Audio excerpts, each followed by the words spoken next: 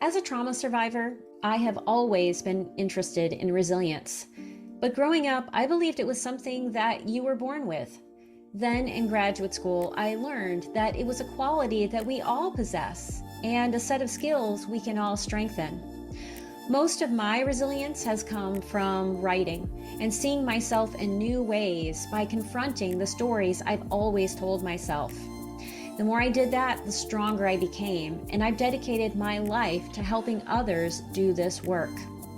This podcast is for anyone who wants to understand their story and how to revise it, because when we do that work, we change the world. Welcome to the 6th episode in my season of Summer Shorts, a series of shorter episodes where you'll hear from writers working in the trenches right alongside you. Each week, they'll share their fears, doubts, and questions they have about the craft of writing and their writing lives. Consider it your backstage pass to my coaching practice. This week, you'll hear from Amanda Creasey, an English teacher and outdoors writer with an undergraduate degree from Michigan State University and a graduate degree from the University of Denver. Her debut novel, An Expected End, was published in October 2023. During this episode, Amanda and I explore the existential question every writer wrestles with at some point in their writing lives. Who cares if I write? And does my work matter? And what happens if I stop?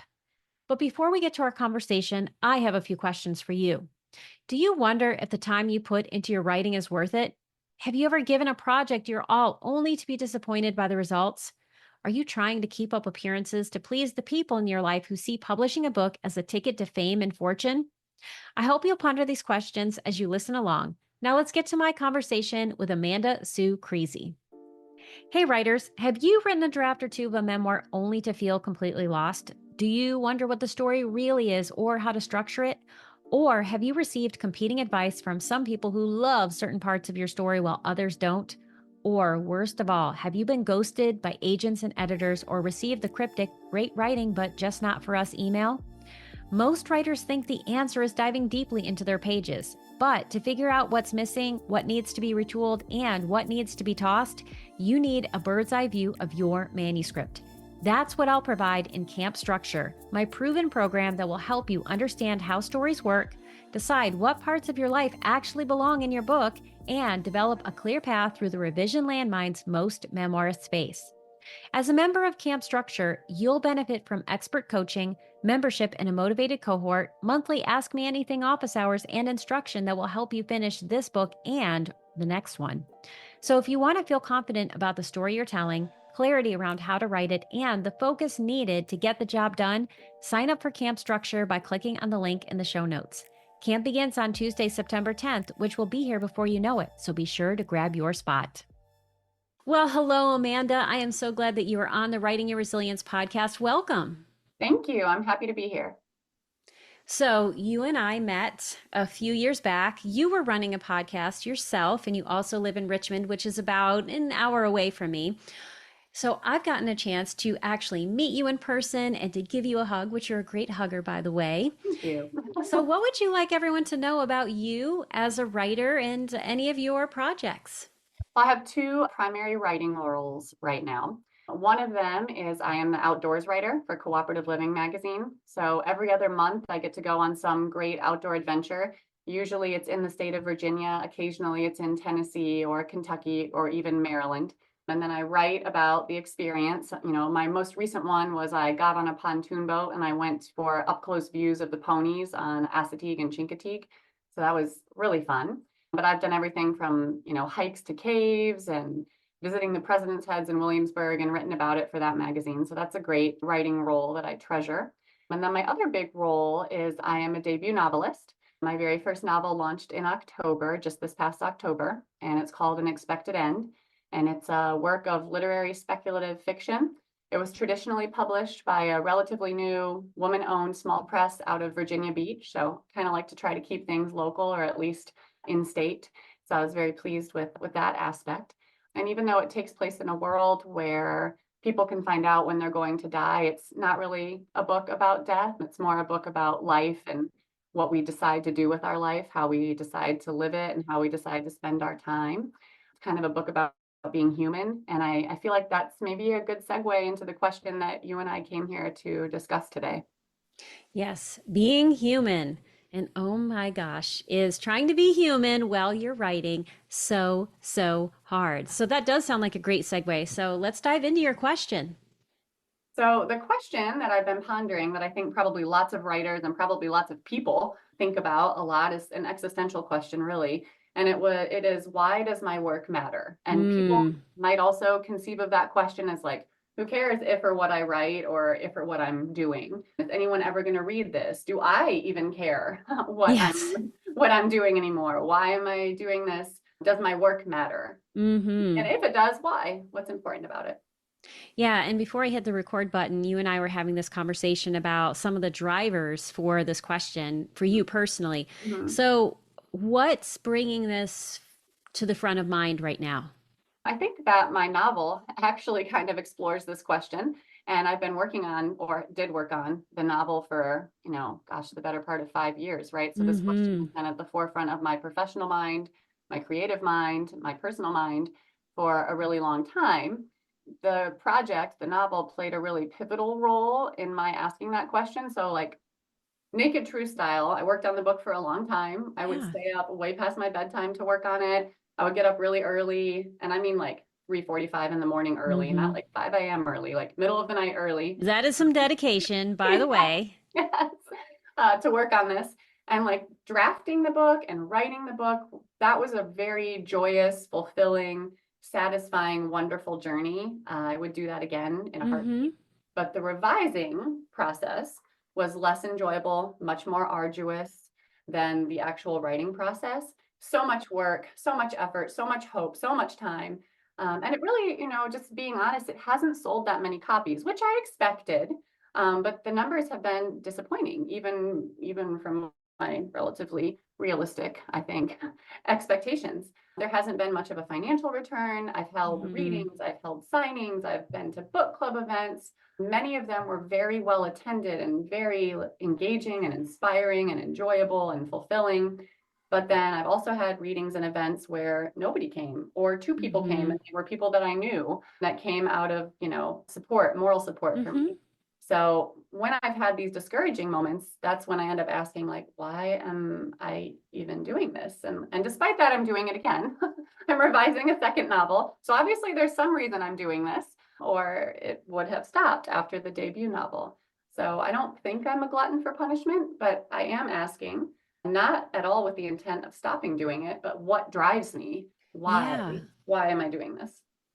And I think understanding that for yourself is so important because writing and publishing are two very different things. Definitely. Writing and revising, which, yes, can be very grueling. That is so true. That is about creativity.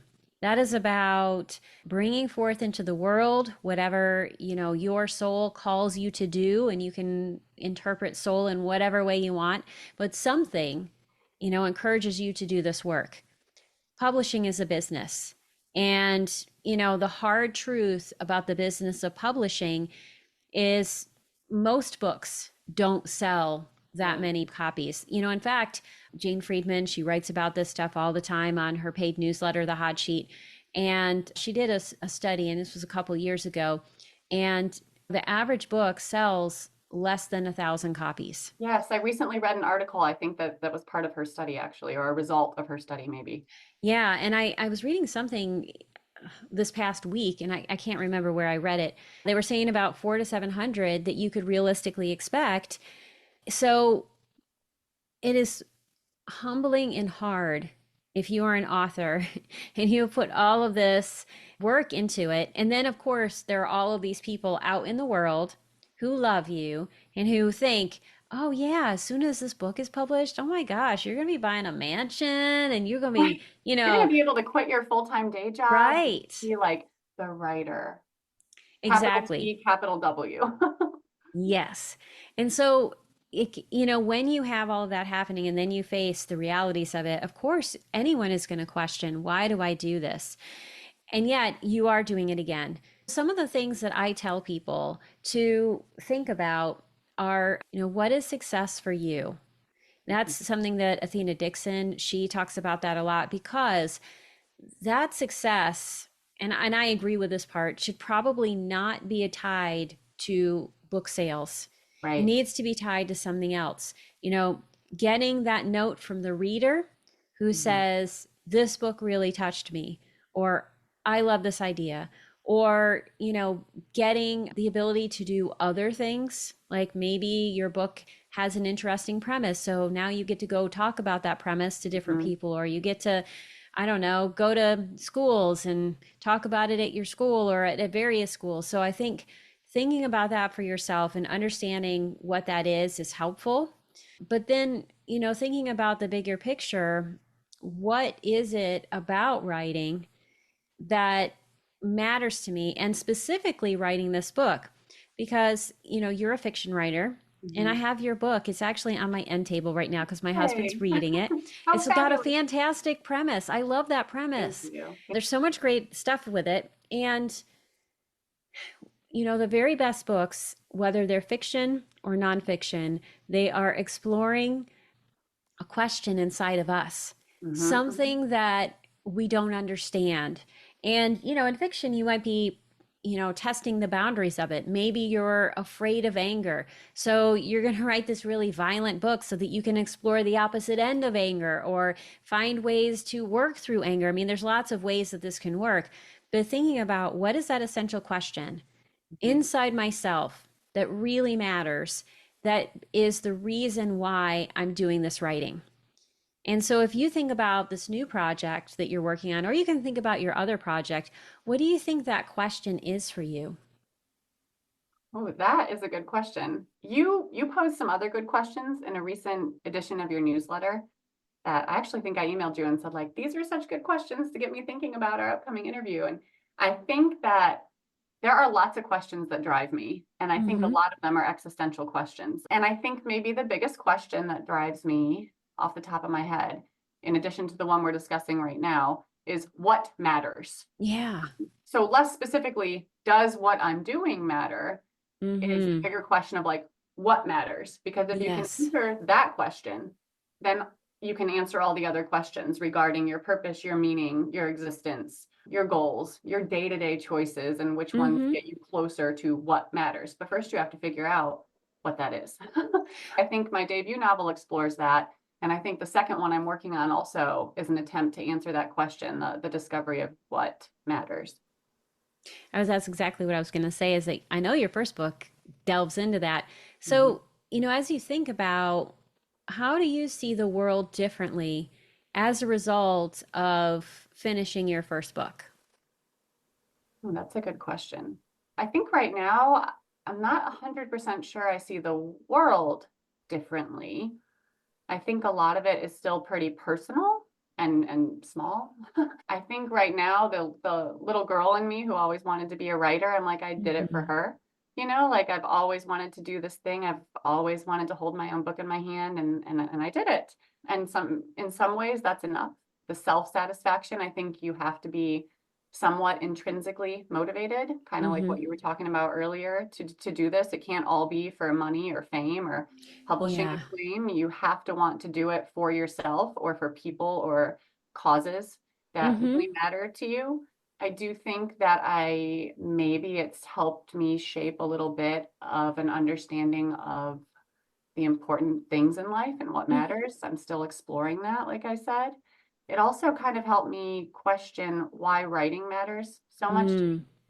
which brings me back to your last newsletter. You asked, I have it in front of me. How do you show up in your life when you've taken the time to write? How Yeah. do you show up in your life when you don't take the time to write? Mm-hmm. And which version of yourself do you want to share with the world? So if I'm not writing for acclaim and I'm not writing for fame and I'm not writing for money and I'm not writing for publishing, I definitely show up better when I have written, even if Yeah. it's just like a journal entry or a paragraph or a sentence or two about what happened today. Mm-hmm. So maybe it doesn't matter. Maybe my products or any writer's products, especially if they're only going to sell 400 to 700 copies, maybe the product doesn't matter for the sake of the product or for the work itself.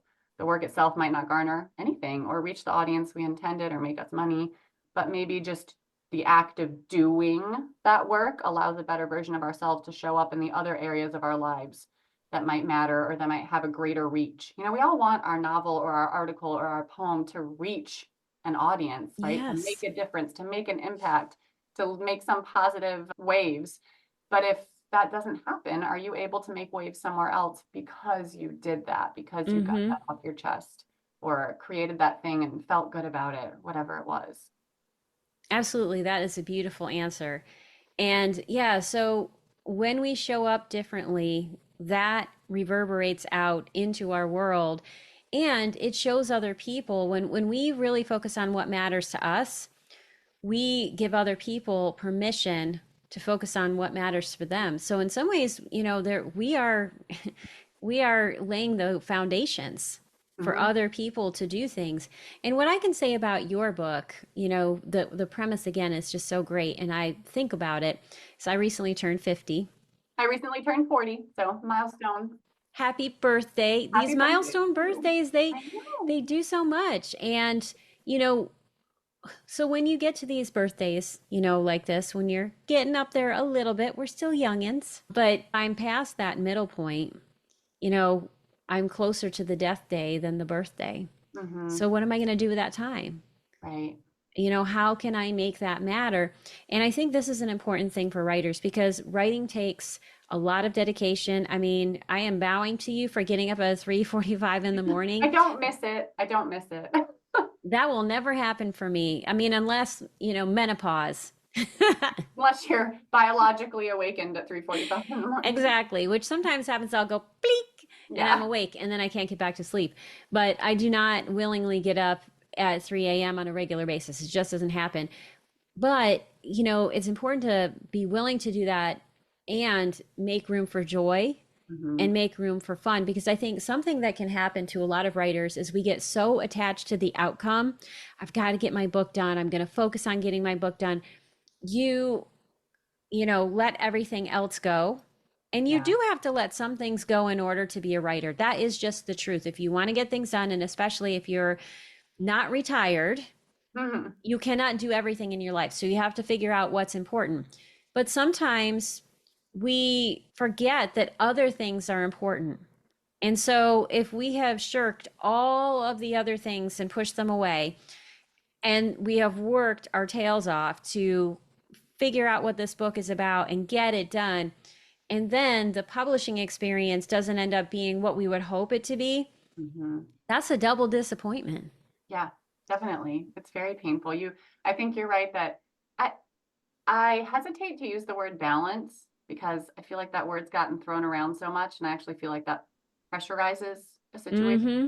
So maybe the better word would be prioritization.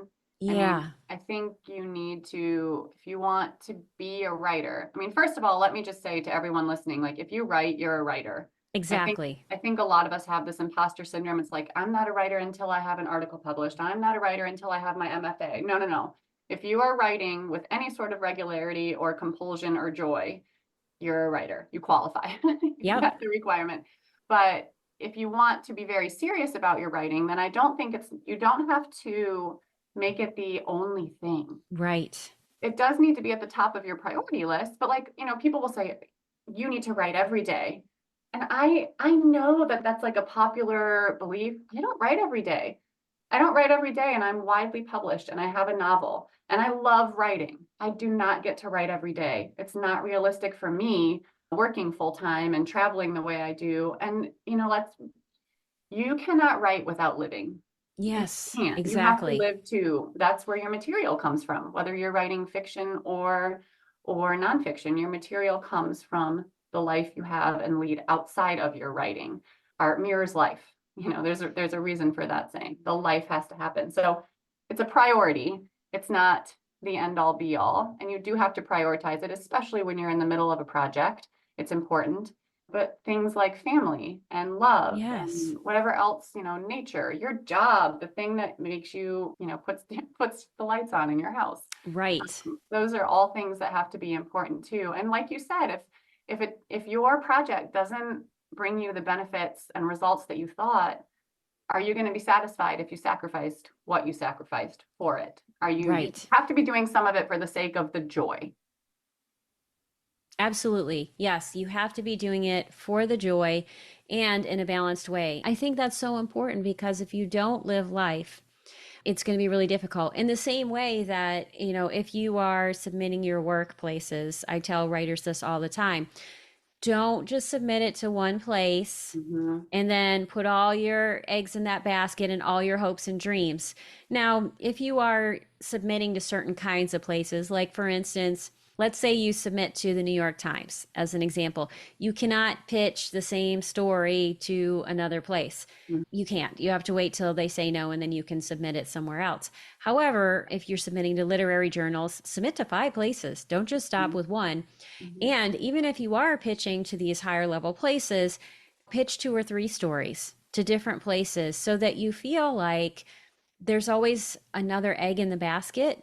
Right. There's another There's always reason. hope. Exactly. You have another way to hope. And I tell writers all the time, when you get that rejection, which all of us receive rejections, that is a Uh-huh. normal part of the writing process.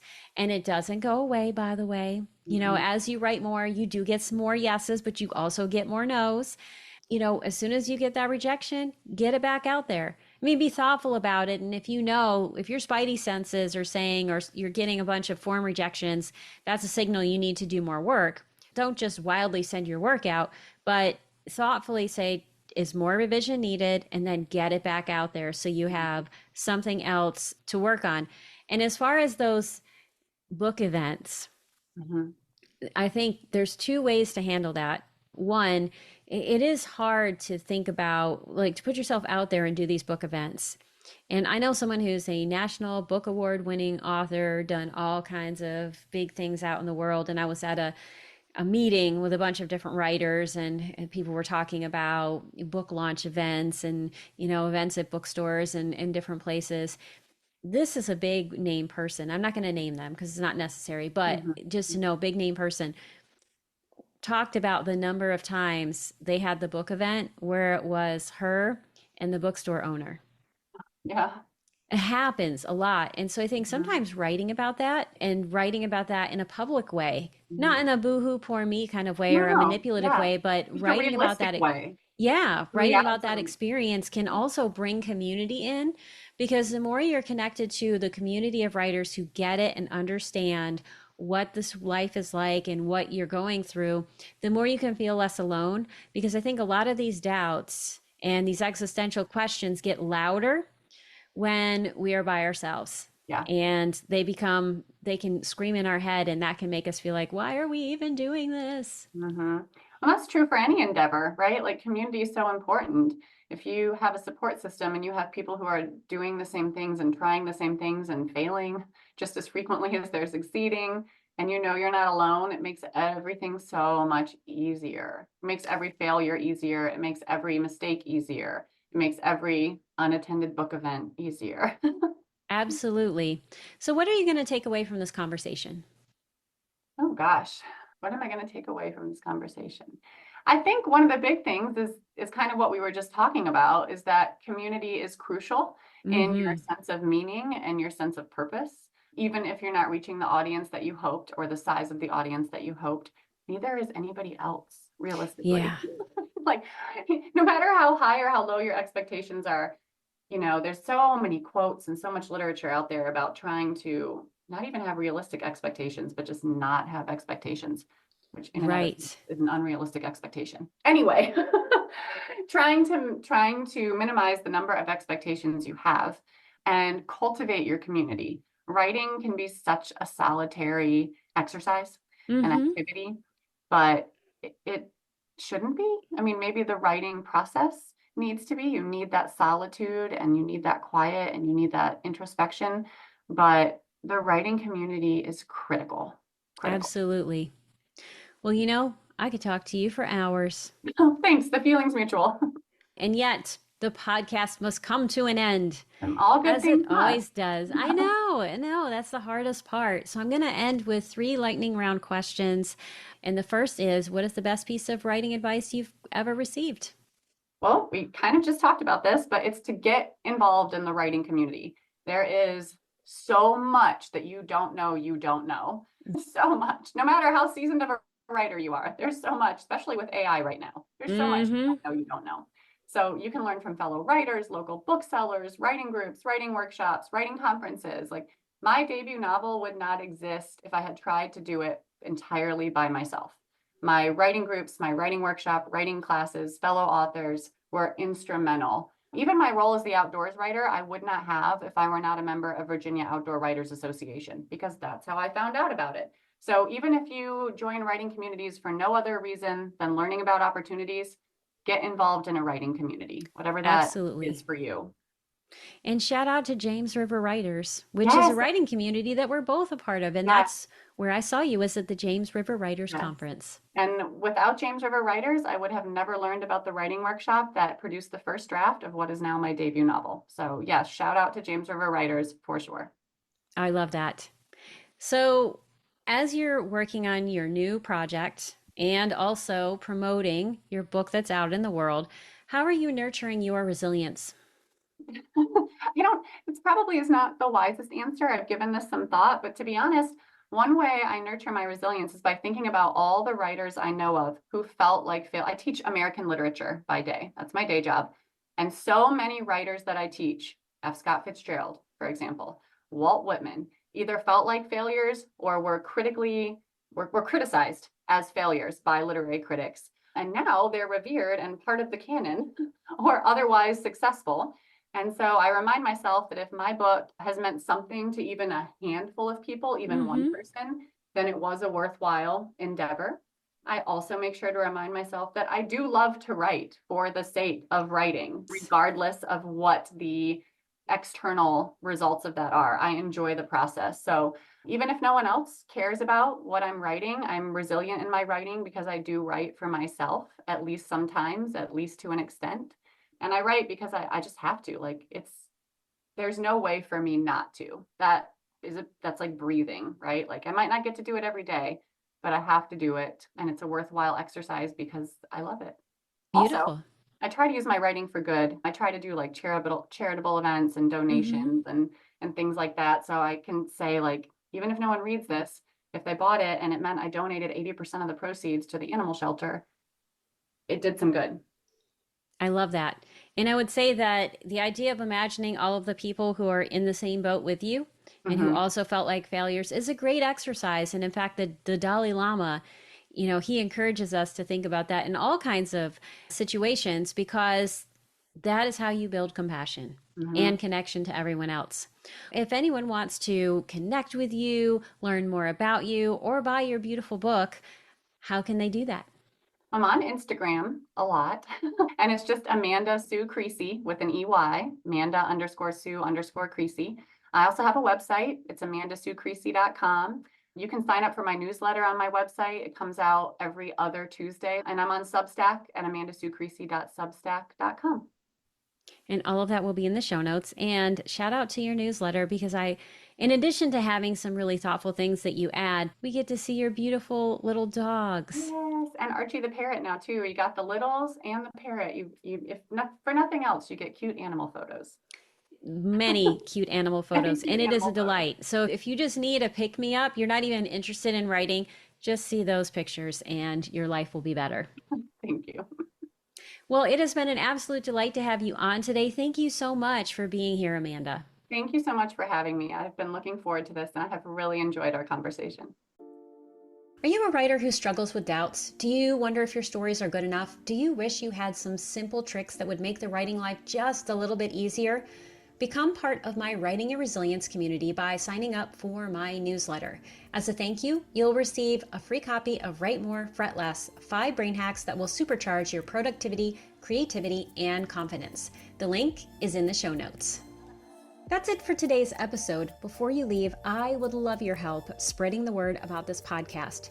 You can do this in a few very simple ways. Click on the subscribe button in the upper right-hand corner, then leave a 5-star review. You can also let me know what you think or share ideas for the podcast by connecting with me on Facebook, Instagram, LinkedIn, or through my Writing and Resilience newsletter, which you can have delivered directly to your inbox.